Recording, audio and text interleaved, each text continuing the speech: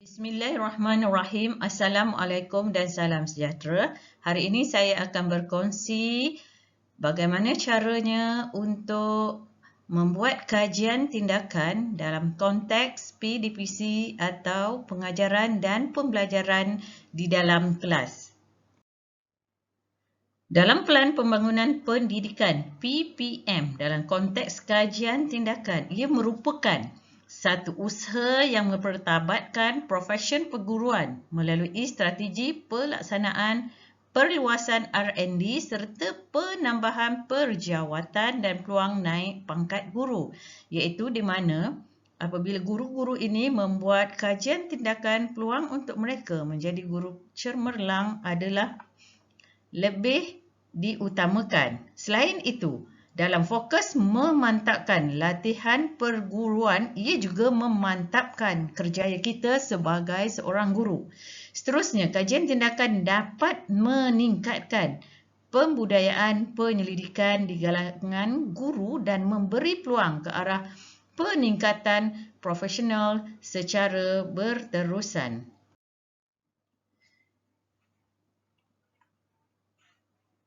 Mari kita lihat apa yang dimaksudkan dengan kajian tindakan. Kajian tindakan merupakan pendekatan yang berbentuk inquiry refleksikan diri yang dilakukan oleh guru secara individu kolaboratif. Dan seterusnya, ia merupakan satu langkah berterusan oleh guru untuk menilai, refleksi dan mengesan amalan sendiri, iaitu terutamanya di dalam pengajaran dan pembelajaran dengan menggunakan data yang dikumpul untuk dijadikan panduan untuk mengubah amalan lalu supaya keberkesanan amalan mengajar seterusnya dapat dipertingkatkan. Jika kita lihat bahawa kajian tindakan ini merupakan satu langkah intervensi yang perlu dilakukan oleh guru secara berterusan. Terdapat beberapa model dalam melakukan kajian tindakan. Model ini bertindak sebagai kerangka dalam kita melakukan kajian tindakan. Menurut Kemis, model yang diperkenalkan apabila kita nak melakukan sesuatu kajian tindakan, ia perlulah mengenal pasti sesuatu masalah atau isu. Apabila ia dah mengenal pasti masalah atau isu, dia terus merancang. Merancang apakah yang perlu dilakukan ataupun kaedah yang sesuai digunakan. Seterusnya, perlu bertindak. Bermakna seseorang guru apabila ia dah merancang untuk menyelesaikan masalah tersebut, ia perlu bertindak dan melakukan perancangan yang telah dibuat. Seterusnya, apabila seorang guru melakukan dan bertindak untuk melaksanakan perancangan yang dilakukan, ia juga perlu membuat pemerhatian sama ada perancangan yang dilakukan itu ataupun intervensi ataupun kaedah atau teknik yang dilakukan itu berjaya atau tidak berjaya, dan seterusnya ia perlulah membuat refleksi. Membuat refleksi ini adalah untuk menambah baik apa perancangan yang dilakukan. Jika tidak berjaya daripada teknik yang dipilih tadi, ia perlulah masuk kepada gelungan yang kedua, iaitu merancang semula dan mungkin memilih teknik yang baru, kemudian membuat pemerhatian dan seterusnya membuat refleksi. Gelungan kedua ini berlaku jika seseorang guru apabila melakukan kajian tindakan tidak selesai di dalam gelungan yang pertama. Jadi ia perlulah membuat penambahbaikan secara berterusan. Kajian tindakan terbahagi kepada dua, iaitu kajian tindakan berbentuk amalan dan kajian tindakan berbentuk penyertaan. Kajian tindakan berbentuk amalan ialah mengkaji amalan setempat, melibatkan inquiry berasaskan individu atau pasukan, memfokus kepada pembangunan guru dan pembelajaran murid, iaitu PDPC, melaksanakan pelan tindakan bagi melahirkan guru sebagai penyelidik. Kemudian kajian tindakan berbentuk penyertaan, ia mengkaji isu-isu yang menghalang kehidupan individu. Sebagai contoh, kehadiran di dalam unit hal ehwal murid, kita perlu mengkaji isu-isu dan latar belakang sosioekonomi murid dan apakah tindakan yang perlu kita lakukan. Kemudian menekankan kesesamaan kolaborasi, memfokus kepada perubahan-perubahan yang meningkatkan kualiti kehidupan, melahirkan penyelidik yang bebas.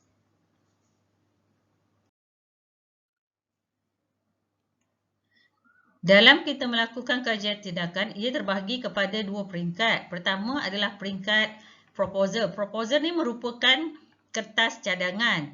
Ada proposal yang merupakan dalam bentuk one page report dan ada juga proposal yang agak panjang. Nanti kita akan lihat contoh-contohnya. Kemudian peringkat kedua ialah laporan. Laporan ini merupakan satu laporan lengkap mengenai kajian tindakan yang telah kita lakukan. Mari kita lihat apa yang dikatakan proposal. Yang ini berbentuk macam one page report ya, daripada RPH Harian Guru. Proposal merupakan penjelasan ringkas tentang perkara yang ingin dimaklumkan atau pelan tindakan yang akan dilaksanakan. Dikenali sebagai kajian tindakan sehelai. Kemudian maklumat boleh diambil dari rancangan pengajaran harian sebagai panduan semasa menjalankan kajian tindakan. Kemudian seterusnya membantu menjalankan kajian tindakan dengan lebih terancang. Yang ini adalah contoh bagaimana yang dikatakan sebagai kajian tindakan sehelai ataupun proposal. Jadi cikgu boleh tengok contoh-contoh yang ada di sini, kita ambil saja dalam buku rekod kita ya. Di sini kita akan lihat isunya apa yang perlu kita lakukan. Kalau di sini sebagai contoh 5 daripada 17 perlu dibimbing. Kita dah kena pasti ni apa masalah dia di dalam ni. Sama juga dengan contoh yang di sebelah ini, 7 daripada 23 murid perlu dibimbing. Jadi di sini kita dah kena pasti siapa muridnya, apa masalah dia dalam kemahiran yang belum dikuasainya. Ini adalah contoh ringkas proposal. Kemudian kita lihat yang kedua iaitu laporan. Laporan ni mestilah lengkap dan tersusun mengikut format EPRD ya. Ini adalah contoh lengkap dan tersusun. Di dalam kita membuat kajian tindakan, 6 perkara penting ini adalah merupakan asas yang perlu dilakukan oleh seorang guru atau penyelidik untuk menjalankan kajian tindakan. 6 perkara penting dalam laporan yang isi kandungan abstrak, bibliografi, lampiran itu adalah sebagai pelengkap. Jadi ada dari 1.0 bermula dengan refleksi pengajaran dan pembelajaran yang lalu. Kedua, isu keperhatian atau fokus kajian. Ketiga, objektif kajian. Keempat, kumpulan sasaran. Kelima, pelaksanaan kajian. Di bahagian 5 ni yang agak panjang sikit ya. Dia terbagi kepada pelaksanaan kajian tindakan. Yang ini sebenarnya pelaksanaan kajian tindakan ni ini yang agak panjang penulisannya dalam melengkapkan laporan kajian tindakan. Kemudian cadangan dan tindakan susulan. Jadi ini adalah contoh bagaimana laporan lengkap yang dihasilkan apabila kita melakukan kajian tindakan. Saya akan kemukakan di akhir slide ni nanti ada contoh bagaimana kita menyediakan satu laporan lengkap dan tersusun. Di dalam kita melakukan kajian tindakan, apabila kita memilih tajuk kajian, ia tidak terlalu umum. Kemudian tidak menyentuh isu-isu sensitif, ringkas dan spesifik. Dicadangkan antara 15 hingga 20 perkataan. Sebagai contoh, dia ini adalah bagaimana seorang guru menjalankan kajian tindakan dalam norma baharu, ya, iaitu ini adalah contoh sekolah menengah, ya, meningkatkan kemahiran menulis formula molekul dan formula struktur bagi murid tingkatan 5 Nafiri menggunakan video YouTube kaedah lipat-lipat ester dalam norma baharu pendidikan. Kemudian contoh yang kedua, ini adalah PDPC biasa dan kelas, meningkatkan kemahiran mengenal huruf vokal bagi murid pemulihan khas tahun 2 dengan menggunakan kit sokongan bimbingan individu kit SOBI 21. Jadi, apabila kita melakukan kajian tindakan, tidak semestinya kita membuat produk. Tetapi apabila kita membuat produk, kita boleh masuk kepada inovasi. Macam contoh yang kedua ni, dia ada kit SOBI 21. Jadi yang ini, kita boleh selain melakukan kajian tindakan, guru juga berpeluang untuk memasuki inovasi, ya. Jadi ini adalah contoh-contoh bagaimana dalam kemahiran yang kecil saja untuk kita memilih kajian tindakan, melakukan kajian tindakan dan memilih kemahiran yang tidak dikuasai oleh murid.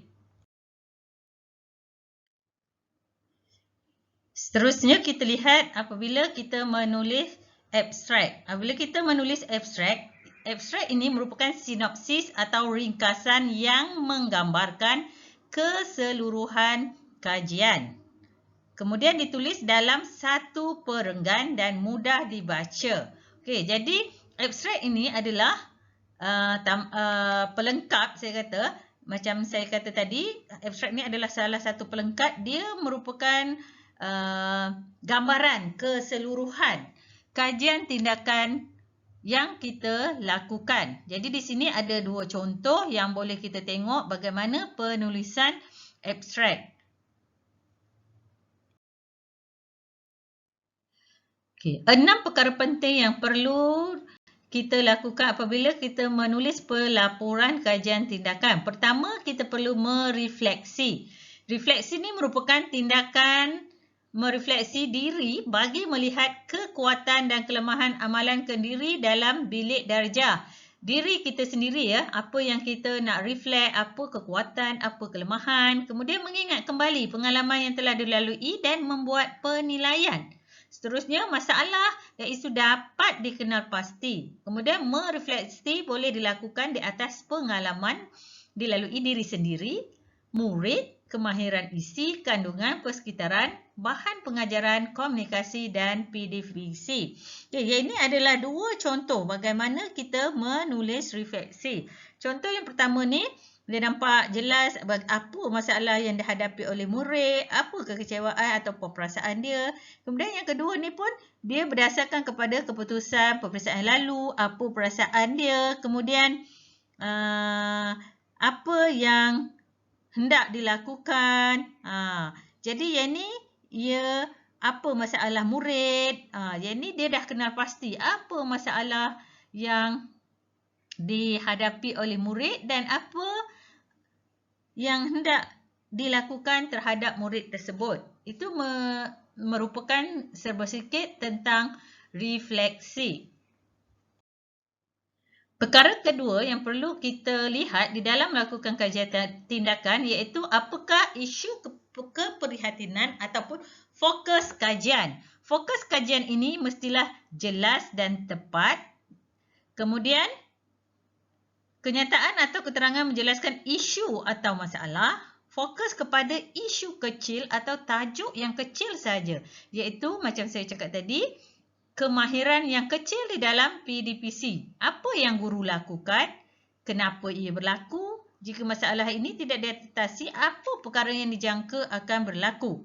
Okey, cuba kita lihat. Kita lihat di sini. Fokus kajian adalah lebih tertumpu kepada kaedah yang lebih menarik bagi meningkatkan kemahiran dalam menulis formula molekul struktur ester. Okey, dapatan menunjukkan murid mempunyai masalah berikut. Kenapa? Sukar untuk menukar formula, keliru dengan tindak balas pengesteran. Okey, kalau kita lihat itu adalah contoh yang pertama. Dan jika masalah ini tidak dapat selesaikan, apa yang berlaku? Kemudian kita tengok pula contoh yang kedua. Dia kata, saya telah menguasai soalan tahun lepas dan mendapati berapa peratus murid gagal dan jumlah ini ramai, dan jika murid dapat menguasai satu topik, peluang untuk mereka adalah lebih tinggi. Jadi di sini apakah yang menjadi masalah atau isunya dan buktinya? Jadi masalah utama yang dihadapi oleh murid dalam subtopik apa? Jadi ini adalah jelas ya untuk apakah yang menjadi masalah dan isunya. Saya yakin jika saya dapat membagaikan dan meningkatkan kaedah PDP, sikap negatif dan pencapaian murid akan dapat diperolehi. Jadi di sini pun adalah merupakan bagaimana cara kita nak menulis isu atau fokus kajian. Ada dua contoh yang saya kemukakan di sini dan nanti cikgu boleh lihat ya mana contoh yang lebih sesuai untuk kita menjalankan kajian dalam konteks pengalaman atau masalah kita. Perkara ketiga yang perlu ada dalam kajian tindakan adalah objektif kajian. Tujuan yang ingin dicapai melalui kajian, itulah objektif kajian. Kemudian mengakibatkan perubahan tingkah laku guru dan murid. Seterusnya boleh diukur semasa dan selepas kajian. Objektif kajian ini terbahagi kepada dua, iaitu objektif umum. Objektif umum ini adalah mengikut apa yang dipilih oleh tajuk. Kita tulis semula apa yang dipilih untuk tajuk kajian kita. Kemudian objektif khusus ni pula bukan hanya mengubahkan sikap atau pembelajaran murid, tetapi mesti juga merangkumi perubahan kepada sikap guru, pengajaran guru dan cara menghadapi murid. Mungkin dia ada dua untuk guru, dua untuk murid, perubahan sikap murid, ketiga untuk guru. Dan ia tidaklah perlu terlalu banyak, tiga objektif sahaja sudah memadai.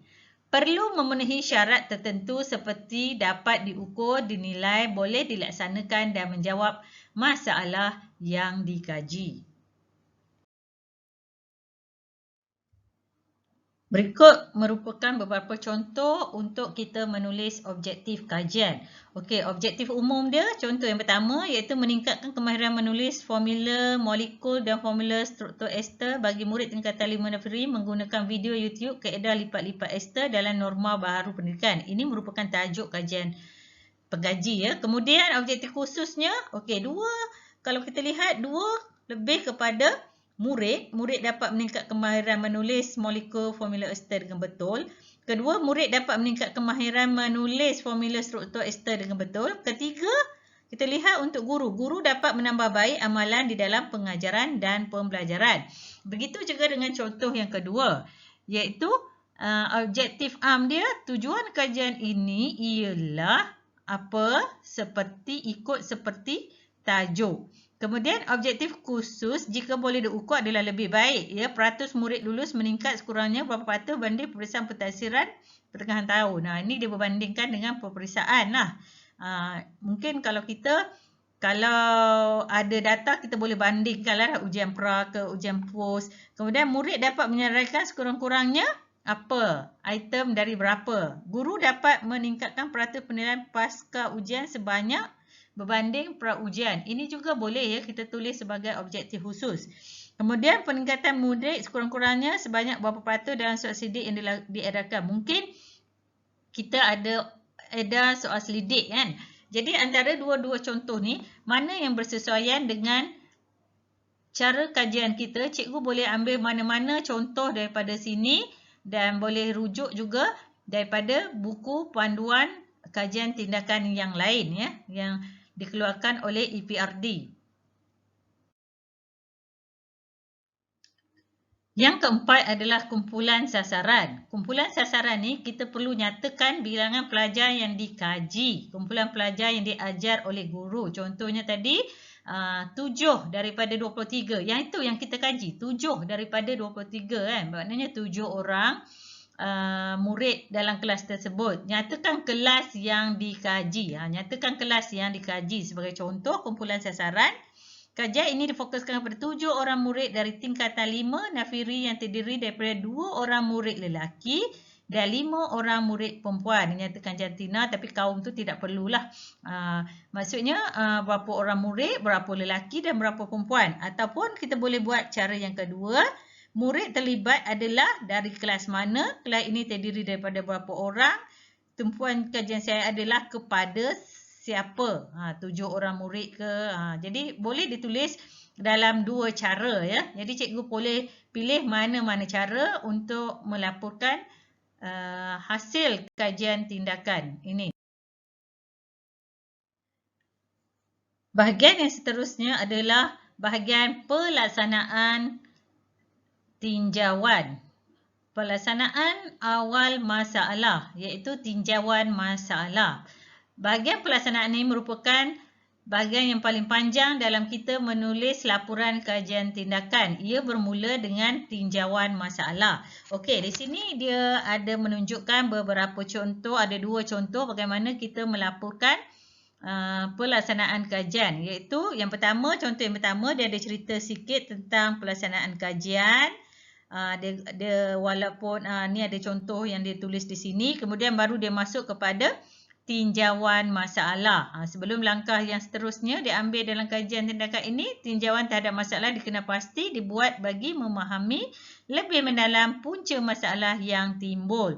Contoh kalau kita menggunakan pemerhatian, kita menggunakan pra-ujian. Okey. Jadi kita nyatakan di sini pemerhatian yang macam mana, lepas tu pra-ujian macam mana. Okey, kita tengok pula contoh yang kedua. Ini adalah contoh yang pertama. Okey, contoh yang kedua iaitu huraian secara terperinci cara anda mengumpulkan maklumat atau instrumen. Instrumen boleh diperolehi melalui maksudnya tinjauan awal masalah ni kita boleh melalui pemerhatian dalam bilik darjah, pemeriksaan buku, latihan, kita panggil analisis dokumen, sesi temu bual, melalui soal selidik, pra-ujian atau ujian topikal bulanan akhir tahun. Jadi kalau di sini kalau kita nyatakan dua lah. Instrumen pertama kita gunakan pemerhatian, instrumen kedua kita gunakan pra-ujian. Jadi kita nyatakan di sini. Dalam pelaksanaan kajian ini tinjauan masalah berdasarkan contoh dia buat 2, pemerhatian, pra-ujian dan soal selidik. Yang ini dia buat 3. Ada pemerhatian, ada pra-ujian dan soal selidik. Kalau cikgu guna pemerhatian dan pra-ujian pun boleh. Cikgu guna 3-3 pun boleh. Berapa banyak tinjauan awal masalah yang cikgu buat, cikgu kena nyatakan di sini. Okey, di sini ia adalah contoh-contoh instrumen yang digunakan dalam tinjauan awal masalah.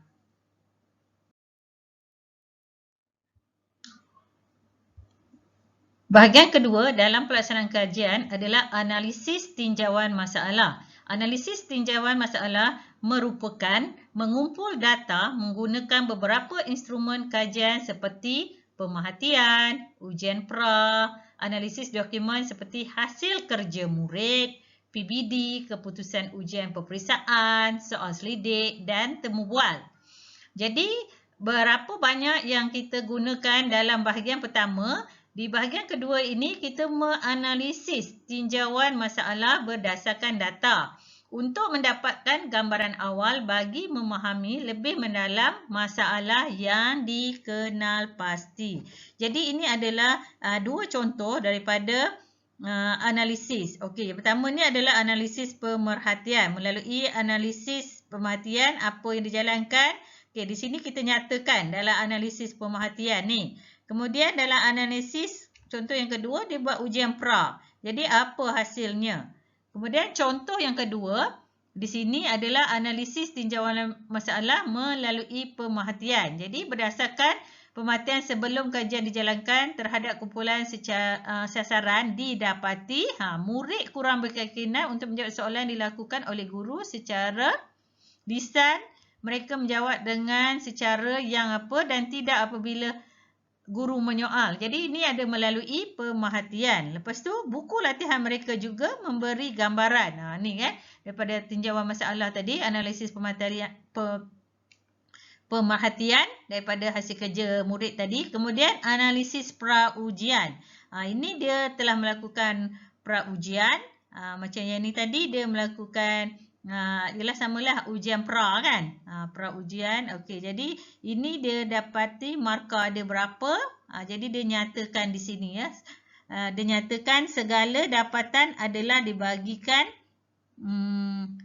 secara analisis ya. Jadi dianalisis di sini. Bahagian pertama tadi kita menceritakan, tapi bahagian kedua ni kita menceritakan dengan lebih mendalam data-data yang diperolehi. Langkah yang ketiga dalam pelaksanaan kajian adalah tindakan yang dijalankan, iaitu menyenaraikan aktiviti dan bagaimana cara pelaksanaan atau intervensi itu dijalankan. Di sini ada beberapa contoh, ada 2 contoh bagaimana aktiviti-aktiviti yang telah dirancang untuk menjalankan tindakan. Aktiviti-aktiviti ini disenaraikan. Contoh yang pertama ni, teknik lipat-lipat ester. Kemudian apa aktiviti yang dijalankan. Dan contoh yang kedua adalah tindakan rawatan yang dijalankan. Selepas murid menjalani pra-ujian, saya memulakan rawatan seperti berikut. Aktiviti pertama apa? Aktiviti kedua apa? Dan aktiviti ketiga apa? Kita menyaraikan tindakan yang dijalankan. Bahagian kelima iaitu pelaksanaan kajian, di mana kita menjalankan intervensi untuk mengatasi masalah atau isu yang terdapat. Okey, pelaksanaan tindakan ni merupakan melaksanakan aktiviti intervensi mengikut rancangan tindakan. Aktiviti juga boleh diubah mengikut kesesuaian keadaan jika perlu. Boleh diubah. Ya. Kemudian proses mengumpul dan menganalisis data bagi menilai keberkesanan tindakan. Di dalam tindakan ni juga selain kita melaksanakan intervensi, kita juga perlu mengumpul data-data. Kemudian antara perkara yang perlu diberi perhatian semasa kita melaksanakan tindakan atau intervensi, kita perlulah memerhati dan mencatat reaksi dan perubahan tingkah laku kumpulan sasaran anda pada murid yang kita fokus tadi. Kemudian catatkan maklumat-maklumat luar jangka, kekangan dan halangan. Ini juga jika berlaku boleh kita catatkan. Kemudian mengutip dan menganalisis dapatan untuk menilai keberkesanan tindakan seperti melakukan ujian PULS. Setelah kita melakukan aktiviti, kita juga melakukan untuk melihat keberkesanan melalui ujian POS atau hasil kerja murid. Kemudian melakukan proses refleksi terhadap keberkesanan tindakan intervensi dan seterusnya mencadangkan tindakan susulan. Jika isu atau masalah murid dalam kemahiran dan teknik yang kita pilih itu berjaya, maka lingkaran yang pertama sudah lengkap. Tetapi jika sebaliknya, cikgu perlulah melakukan intervensi dan merancang semula dalam gelungan yang kedua.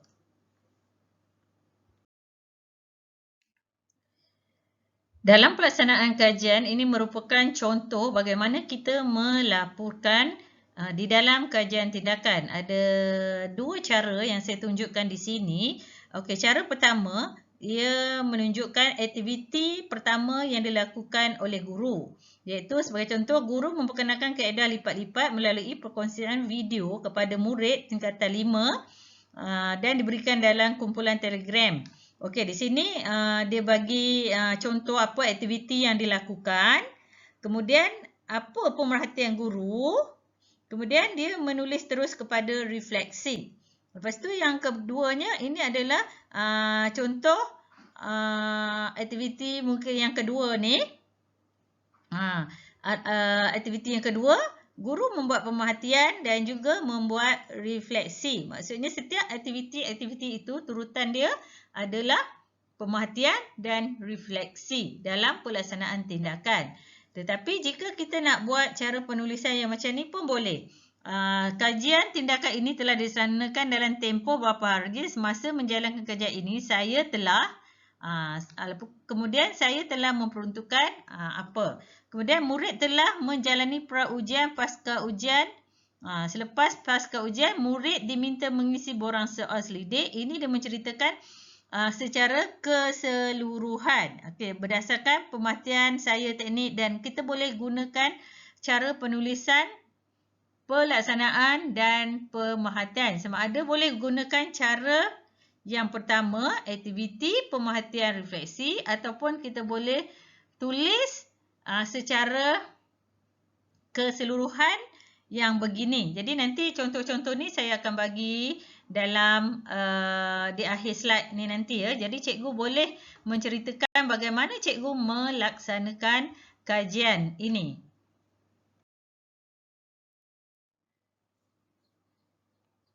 Bahagian terakhir dalam pelaksanaan tindakan iaitu di bahagian 5.5 iaitu refleksi. Refleksi ini adalah bagaimana kita mereflek perasaan murid, perasaan guru atau secara keseluruhan mengenai pelaksanaan tindakan yang telah kita lakukan. Jadi nanti kita boleh lihat contoh-contoh bagaimana kita untuk menulis refleksi tersebut. Berikut merupakan contoh bagaimana kita menulis refleksi kajian. Di sini saya tunjukkan dua contoh yang boleh cikgu guna untuk menulis refleksi kajian. Sama ada cikgu boleh menulis secara terus dengan kaedah yang kedua ni, ataupun menggunakan kaedah yang pertama ni, refleksi kajian terhadap murid, refleksi kajian terhadap guru, kemudian baru refleksi keseluruhan. Jadi kita bolehlah pilih mana-mana refleksi, cara penulisan refleksi yang ditunjukkan di sini. Refleksi ini merupakan menerangkan perubahan tingkah laku murid melalui pemerhatian. Terangkan juga perubahan emosi murid yang telah dikumpul melalui temu bual dan soal selidik. Kemudian refleksi kajian terhadap guru, perasaan guru, keberkesanan kajian yang telah dijalankan. Itu adalah merupakan refleksi dalam pelaksanaan kajian.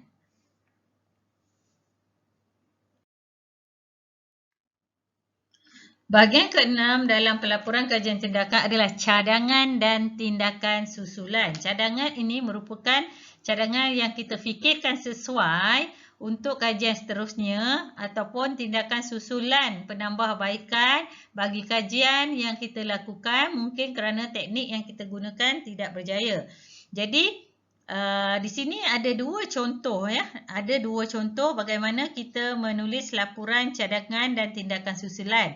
Okey, kalau di sini kita lihat contoh pertama, saya bercadang untuk menjalankan kajian berkaitan ikatan datif yang merupakan salah satu tajuk baru dalam kimia. Ini cadangan dia. Dan ada dah contoh yang kedua. Beberapa cadangan untuk kajian seterusnya adalah seperti berikut. Kita boleh juga. Cadangan yang pertama apa, yang kedua apa. Hasil dari penyelidikan yang dijalankan, saya dapati terdapat perubahan positif dari segi amalan pengajaran guru dan amalan pembelajaran murid. Okey, kemudian semoga hasil kajian ini dapat dimanfaatkan dan menjadikan proses pendipilih bermenarik, berkesan dan menyeronokkan. Yang ini jika dalam kitaran yang pertama selesai. Tetapi jika kitaran pertama tidak selesai, kita boleh cadangkan tulis begini. Jika kajian anda tidak berjaya, anda boleh menulis seperti berikut.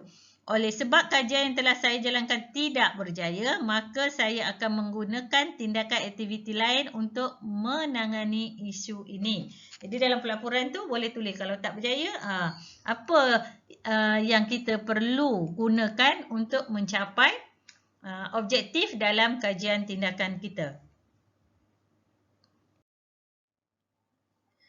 Berikut merupakan bagaimana kita menulis rujukan di dalam pelaporan kajian tindakan kita. Dalam kajian tindakan kita, kita perlu menulis rujukan mengikut atau menyusun senarai bahan rujukan mengikut abjad. Kalau ini bermula dengan huruf A, B, D. Jadi kita susun ikut abjad. Seterusnya, nama pengarang, tahun, nama buku Psikologi Pendidikan dan penerbit. Penerbit Adabi Sendirian Berhad Kuala Lumpur. Inilah caranya bagaimana kita menulis rujukan. Jadi apabila cikgu menulis laporan dalam kajian tindakan, cikgu ikutlah contoh-contoh seperti mana yang ditunjukkan. Di bahagian lampiran, kita juga boleh melampirkan bahan-bahan sokongan, hasil kerja pelajar, borang soal selidik, gambar yang berkaitan. Pastikan gambar kumpulan sasaran ditutup atau digelapkan. Jadi apabila kita memilih gambar dan ada gambar murid, pastikan gambar tersebut digelapkan. Itu adalah etika di dalam penyelidikan.